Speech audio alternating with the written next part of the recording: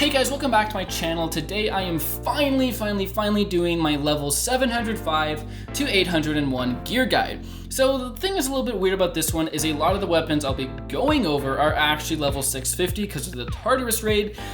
But you're not doing the Tartarus raid before level 700, no way in hell. But before I even start with that, I want to go over the 2 Easter egg hunt items. So if you got the silver Easter egg thingy, so basically you beat the Easter egg hunt, but after the first 400 people, you get the silver wings. This is plus 8 attack, plus 1 speed, plus 8 HP. Very good aura and is probably the second best in the game. And if you got the golden egg, so one of the 400 lucky people to get it, it is 10 attack, 2 speed, and 10 HP. They are pretty good auras, but they are not game breaking and you absolutely do not need them to be the best at the game. So with that said, let's start with the Bone Collector boss in Tartarus. So the Bone Collector is the first boss. Basically what you want to do is get a decent amount of players to do hardcore. 1 egg, 1 silencer, and 2 fire gods is, from my experience, the best way to do it, but you can do it however you want. The Bone Collector has a couple different damage phases. One thing he does is do a massive slam in front of you, which does major damage, and another thing he does is cause meteors to rain down that also deals massive damage.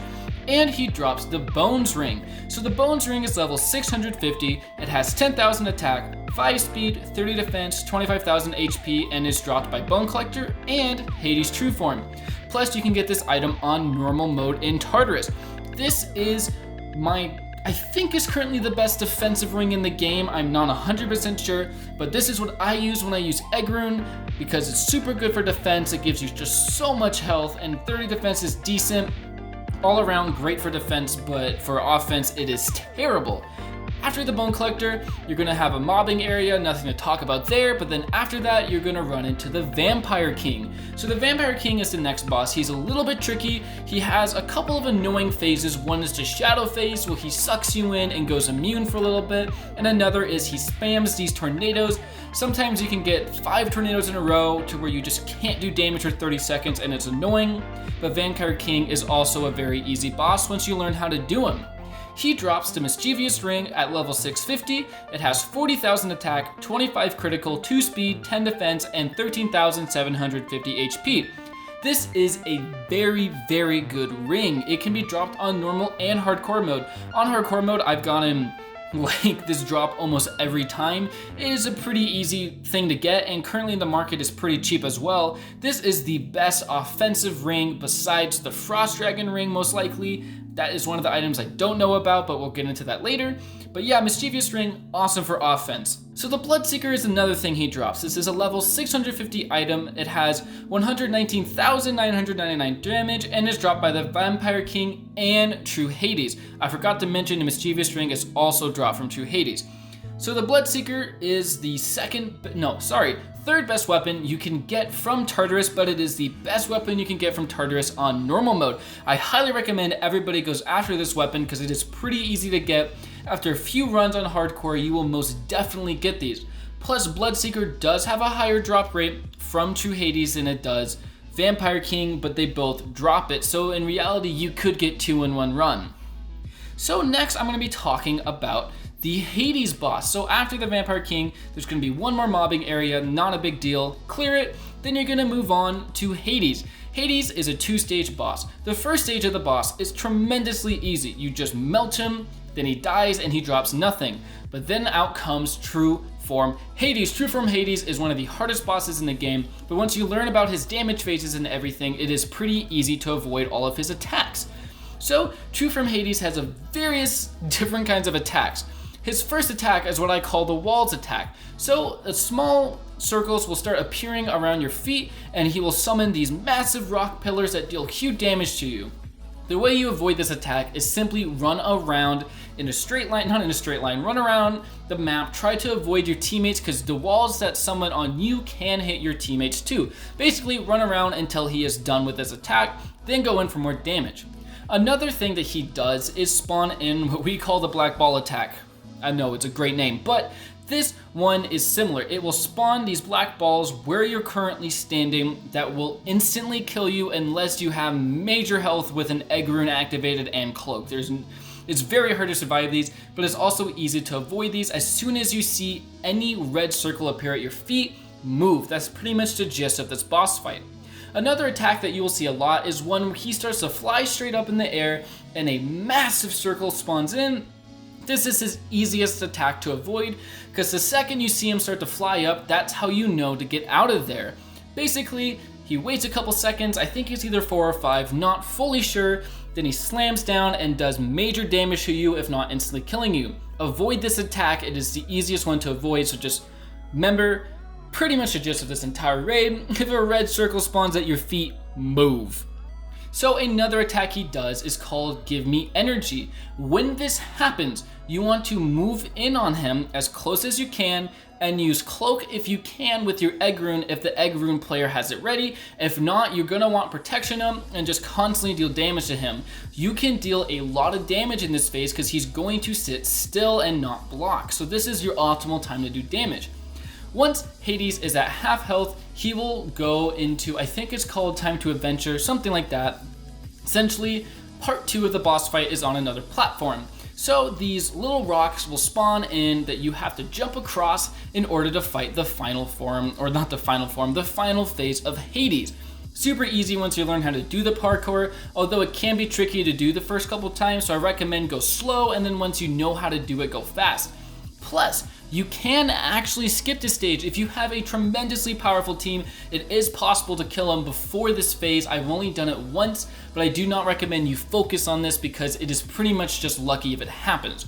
Another thing that he does even before the second phase of him, what I mean by second phase is after the parkour section, these servants will spawn in that do tremendous damage to you, if not instantly kill, if you do not kill them quickly.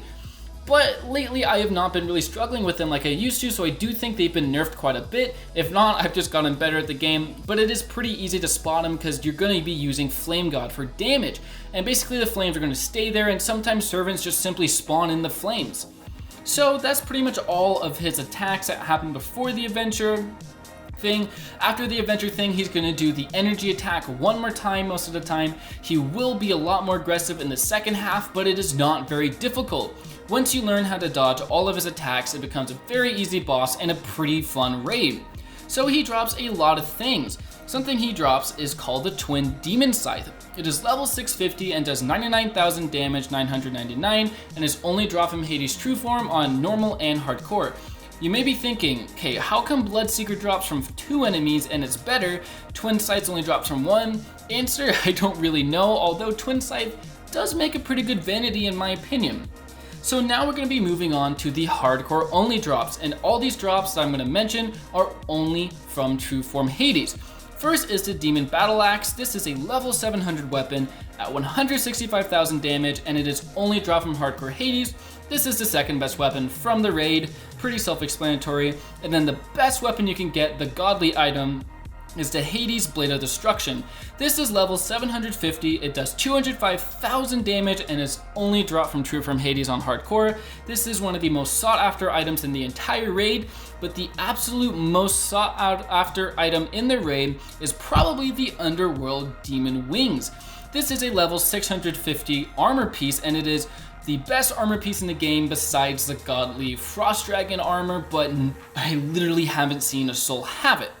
Anyways, what is it? It requires level 650, it has 40,900 attack, 6 speed, 100 defense, and 25,000 HP. This is a super rare drop. I don't know how I got it. It's my only hardcore drop I have from Tartarus, but yeah, try to get these things to the best of your ability. It is by far the best armor in the game, besides most likely the godly armor from hardcore Frost Dragon, but I don't know how good that is yet because I don't know a living soul with it.